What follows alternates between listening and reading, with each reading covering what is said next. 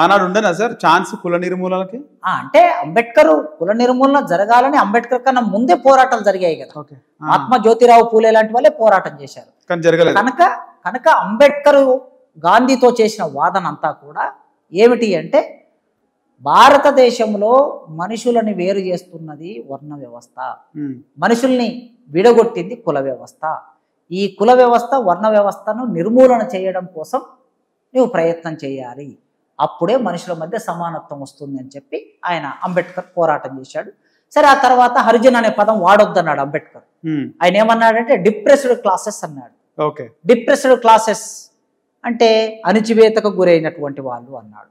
తర్వాతి కాలంలో 1931లో అప్పుడు జనాభా లెక్కలు జరిగిన తర్వాత ఏమైంది, అది షెడ్యూల్డ్ క్యాస్ట్, షెడ్యూల్డ్ ట్రైబ్ అనే ఒక భావన వచ్చింది. ఆ భావన భారత రాజ్యాంగంలోకి వచ్చేసరికి షెడ్యూల్డ్ క్యాస్ట్ అని ఒక జాబితాను తయారు చేసి అంబేద్కర్ అప్పటి నుంచి షెడ్యూల్డ్ క్యాస్ట్ అంటున్నారు. ఇక 1980 తర్వాత ఏమైంది, షెడ్యూల్డ్ క్యాస్ట్ పదం ఇంగ్లీష్లో ఉన్నప్పటికీ ఈ దళితులందరినీ కలిపి ఏమంటున్నారంటే దళిత్ అనే ఒక ఉద్యమం వచ్చింది. దళిత ఉద్యమం, దళిత మహాసభ, దళిత్ పాంథర్స్. ఈ ఉద్యమాలు వచ్చిన తర్వాత 1980ల తర్వాత దళితులు అనే మాట ప్రయోగిస్తారు. ఎవరు సార్, ఎవరు తీసుకొచ్చారు ఈ దళితులు అనే పదాన్ని? ఎక్కడ నుంచి తీసుకొచ్చారు? దళిత్ పాంథర్స్ అనేది ఒక ఉద్యమం జరిగింది. దళిత్ పాంథర్స్. దళిత్ అంటేనే ఎస్సీలు. దళిత్ అనగా ఎక్కడ నుంచి తీసుకొచ్చారు దళిత్ అనే వర్డ్? దళిత్ అంటే అణచివేయబడింది, ఖండించబడింది అనే అర్థాలు. అంటరాని వాళ్ళు. ఆ రోజుల్లో బుద్ధుడు బహుజన హితాయ అనే ఒక మాట వాడాడు. అంటే బహుజనులైన వాళ్ళందరికీ మేలు జరగాలి అనే మాట వాడాడు. కనుక దళిత్ అంటే మహాభారతంలో ఒక 2 చోట్ల దళిత్ అనే పదం వాడారు. దాని అర్థం ఏమిటి అంటే దూరంగా ఉన్న వాళ్ళు, సమాజానికి దూరంగా ఉన్న వాళ్ళు, ఛేదించబడిన వాళ్ళు, ఖండించబడిన వాళ్ళు అనే అర్థాలు చెప్పారు. సో ఆ విధంగా చూసినప్పుడు దళిత్ ప్యాంథర్స్ అనే ఒక ఉద్యమం మహారాష్ట్రలో 1972లో వచ్చింది. ఆ ఉద్యమ నేపథ్యం నుంచి తర్వాతి కాలంలో మెల్లగా ఏం జరిగిందంటే మన దగ్గర కారంచేడు సంఘటన జరిగినప్పుడు దళిత మహాసభ ఏర్పడింది. ఆ దళిత మహాసభ ఏర్పడిన తర్వాత అప్పటి నుంచి దళితులు అనే మాట వాడుతున్నారు. ఆ తర్వాత దళితులు అనే పేరు బాగా వినపడుతుంది, స్థిరపడింది. ఏ పేపర్ చూసినా ఏం జరిగినా, ఎస్సీల పైన ఏం జరిగినా దళితులు అనేది దళితులు అని రాస్తూ ఉంటారు. సార్, నేను విన్న ప్రకారం, నేను కొన్ని చదివిన ప్రకారం దళితులు అంటే తలకాయ లేని వాళ్ళు, అంటే మొండంతో ఉన్న వాళ్ళు, కేవలము సగం నరికిన వాళ్ళు అని కూడా ఉన్నాయి సార్ మీనింగ్స్. అంటే అదే డిక్షనరీ మీనింగ్ కు ఖండించబడిన వాళ్ళు, ఛేదించబడిన వాళ్ళు అని అంటే ఖండించిన వాళ్ళు, మొండం మీద తలలేని వాళ్ళు, అదే అర్థం. నిఘంటువు చెప్తుంది, తెలుగు నిఘంటువు. కానీ ఎందుకు సార్ మళ్ళీ అలాంటి మీనింగ్ ఉన్నప్పుడు దళితులు అనే వర్డ్ని ఎందుకు వీళ్ళు బహిష్కరించలేదు? అంటే ఇక ఇప్పుడు హరిజనులు అనే పదము, తర్వాత అస్పృశ్యులు అనే పదము, వీటితో పోల్చుకుంటే దళితు అనేది ఒక ఉద్యమ కాలంలో వచ్చింది. ఆ పదం ఒక ఉద్యమ కాలంలో వచ్చింది కనుక ఆ ఉద్యమ కాలంలో వచ్చిన పదాన్ని ఖాయం చేసుకొని దాన్ని మాట్లాడటం అనేది ఒక సంప్రదాయంగా కొనసాగుతుంది. కానీ ఏ క్యాస్ట్లోనైనా గరీబ్ వాళ్ళని దళితులను కూడా అంటారని చెప్పేసి కొంతమంది పెద్దలు అంటున్నారు. దీనిపై ఏమంటారు సార్? అంటే అట్లేం లేదు అర్థం. అంటే గరీబు అనేటటువంటిది, గరీబు వాళ్ళు దళితులు అనే అర్థం ఏమీ లేదు.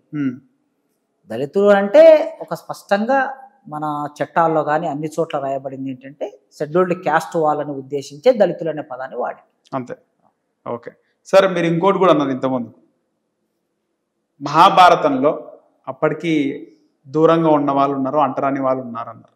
అలాగే ఇంతకుముందుకు వశిష్ఠుడికి సంబంధించి అరుంధతి నక్షత్రం చూపెడతారు. అరుంధతి నక్షత్రం అంటే ఆ అరుంధతి మాదిగ బిడ్డ అన్నారు. సో అవన్నీ మహాభారతం టైంలో సార్. కానీ రీసెంట్గా మీరు గతంలో రీసెంట్గా చెప్పిన చూసుకుంటే ఈ స్వాతంత్రానికి ముందు ఆర్యులు భారతదేశానికి వచ్చినారు, అప్పటి నుంచి క్యాస్ట్ సిస్టమ్ ఉంది, అంతకుముందు లేదని కూడా చెప్పారు. భారతదేశంలో కుల వ్యవస్థ నిర్మాణం కావడానికి ఇక్కడ ప్రపంచంలో అన్ని చోట్ల మనుషులందరూ సమానంగా ఎట్లా ఉన్నారో భారతదేశంలో కూడా అట్లే ఉన్నారు. అన్ని చోట్ల ఆదిమ సమాజం, అది అమెరికా అయినా, జర్మనీ అయినా, జపాన్ అయినా, ఇటలీ అయినా, చైనా అయినా, ఫ్రాన్స్ అయినా, గ్రీక్ అయినా, ఇండియా అయినా, వర్గ సమాజం అనేది ఆదిమ సమాజం ఒకేలాగా నిర్మాణం అయింది. ఆదిమ సమాజంలో అడవుల మీద ఆధారపడి జంతువులను వేటాడి మాంసాన్ని తెచ్చుకొని తినటం, లేదా చెట్ల మీద కాయలు కాస్తే కాయలను, పళ్ళు కాస్తే పళ్ళను తెచ్చుకొని తినటం, నిద్ర వచ్చినప్పుడు పడుకోవటం, ఇది జరుగుతూ ఉండేది. ఈ ఆదిమ సమాజం అంతా కూడా ఒకే నిర్మాణంతో ఉండింది. ఇక్కడ విభజన లేదు, వర్గ విభజన లేదు, వర్ణ విభజన లేదు, మనుషుల మధ్య అసమానతలు లేవు, రాజ్యమే లేదు. అంటే వీళ్ళ మీద అజమాయిషి చెలాయించడానికి రాజ్యమే లేదు, ప్రభుత్వం లేదు, రాజు లేదు. ఆకలి నిద్ర ఈ రెండే తెలుసు మనుషులకి. ఆకలి నిద్ర అన్నప్పుడు, ఆకలి అయినప్పుడు వేటాడాలి, నిద్ర వచ్చినప్పుడు పడుకోవాలి. ఇండ్లు కూడా లేవు, గుహల్లో పడుకోవాలి. బట్టలు కూడా లేవు, జంతువుల చర్మాన్ని, ఆకులని లేదా చెట్ల చర్మాన్ని తీసి కట్టుకోవాలి. ఇది ఉన్నటువంటి సమాజం. ఈ సమాజంలో అసమానతలు లేవు కదా. అయితే ఈ సమాజం నిర్మాణం అయినటువంటి ఆ తొలి దశల్లో మెల్లగా సమాజం మారుకుంటూ మారుకుంటూ, ఎప్పుడైనా సరే సమాజం ఉన్న చోటు ఉండదు, ముందుకెళ్తుంది, అభివృద్ధి చెందుతుంది. అభివృద్ధి చెందే క్రమంలో ఏం జరిగిందంటే, భారతదేశంలో ఆదిమ సమాజము ఇది బానిస సమాజంగా పరిణామం చెందుతూ వస్తుంది.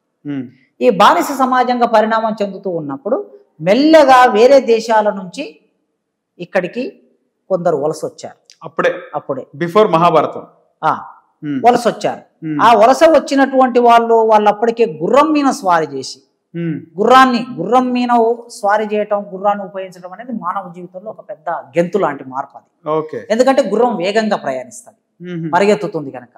సో ఆ విధంగా మన దగ్గర గుర్రం ప్రయోగించడం లేదు, వాళ్ళు గుర్రాన్ని, మన భారతదేశంలో లేదు అప్పటికి లేదు, గుర్రాన్ని ప్రయోగించడం అనేది వాళ్ళు నేర్చుకొని వాళ్ళు ఏం చేశారు, అట్లా ప్రయాణం చేస్తూ చేస్తూ చేస్తూ హిమాలయ పర్వతాల మీద నుంచి ఇట్లా వచ్చారు, ఇండియాకి వచ్చారు. ఇరాన్, ఇరాక్ ఆ దేశాల నుంచి ఇండియాకి వచ్చిన తర్వాత ఇక్కడ మన వాళ్ళు చాలా వెనుకబడి ఉన్నారు, మన ప్రజలు. ఎందుకంటే గుర్రం ఉపయోగించడం తెలియదు, ఏదో మినిమం స్థాయిలో వ్యవసాయం చేస్తూ ఉన్నారు. ఈ వ్యవసాయం చేస్తున్నటువంటి వీళ్ళని చూసి, అమాయకులు ఉన్నటువంటి ప్రజలను చూసి, అక్కడి నుంచి వచ్చినటువంటి ఆర్యులు ఏం చేశారంటే వీళ్ళను బానిసలుగా మార్చుకుని వాళ్ళు యజమానులు అయిపోయారు. ఆర్యులు యజమానులై ఇండియన్స్ ను బానిసలు చేశారు. ఇక్కడున్న మూలవాసులు బానిసలు అయ్యారు. బయట నుంచి వచ్చినోడు యజమాని అయ్యాడు. ఈ యజమాని అయినటువంటి వాడు మెల్లగా ఈ ప్రజల్ని పరిపాలిస్తూ పరిపాలిస్తూ పరిపాలిస్తూ దోపిడీ చేస్తూ ఉన్నాడు. ఈ యజమానులు ఎవరు పని చేయటం లేదు, శ్రమ చేయటం లేదు, బానిసలు శ్రమ చేస్తున్నారు, యజమానులు కూర్చొని తింటున్నారు. ఈ కూర్చొని తినేవాడికి, విశ్రాంతిలో ఉండేవాడికి ఎప్పుడు ఆలోచనలు వస్తూ ఉంటాయి. ఈ ఆలోచనలు వచ్చి మెల్లగా ఏం చేశాడు, ఈ ప్రజల్ని తన స్వాధీనంలో పెట్టుకోవాలంటే దేవుని సృష్టించాడు, పుస్తకాన్ని సృష్టించాడు, రామాయణాన్ని సృష్టించాడు, భారతం సృష్టించాడు, కర్మరాత సిద్ధాంతాన్ని తీసుకొచ్చాడు, మనువాదాన్ని తీసుకొచ్చాడు. ఇవన్నీ తీసుకొచ్చి వాళ్ళకి చెప్పి చెప్పి నూరిపోసి నూరిపోసి నూరిపోసి మీరు మా కింద ఉండాలి, మీరు బానిసలు, మీరు కింది వర్గాలు అని మెల్లగా ఏం చేశాడు, వర్ణ వ్యవస్థను తీసుకొచ్చారు. మేము బ్రాహ్మణులం, పరిపాలించేవాడు క్షత్రియుడు, వ్యాపారం చేసేవాడు వైశ్యుడు, తర్వాత మీరు కింద పాదం నుంచి పుట్టారు, మీరు శూద్రులు. అంటే బ్రహ్మ అని ఒక దేవుడు ఉన్నాడు, ఆ దేవుని తల నుంచి పుట్టాం మేము, అంటే మాకు తెలివి ఉంటది, మీరు తెలివి లేని వాళ్ళు, మాకు తల ఆలోచిస్తుంది కనుక